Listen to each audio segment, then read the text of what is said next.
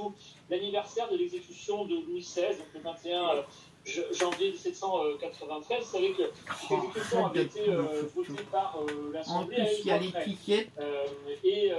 Parmi ceux qui avaient voté la mort et l'exécution du roi, il y avait justement le Pelletier de Saint-Fargeau,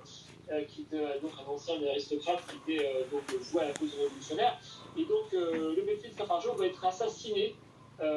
tout simplement le 21, c'est-à-dire le jour de l'exécution, parce qu'on lui reprochera d'avoir voté justement la mort du roi. Donc le Pelletier avait écrit un plan d'éducation nationale justement qui s'opposait au plan d'instruction publique de Condorcet, et il dit, donc c'est Robespierre qui va lire ce plan d'éducation nationale le 13 juillet 1793 devant donc la Convention, et le Pelletier il n'y va pas par quatre chemins. Il disait la chose suivante, il disait voilà, Platon ne faisait que des philosophes, Lycurgue, donc est un homme politique de Sparte, ne faisait que des soldats, la République française a besoin des hommes de tous les États. Voilà, donc il nous dit très bien,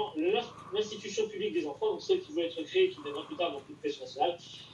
sera-t-elle une obligation, point d'interrogation, d'après les principes, tous doivent y être obligés, pour l'intérêt public, tous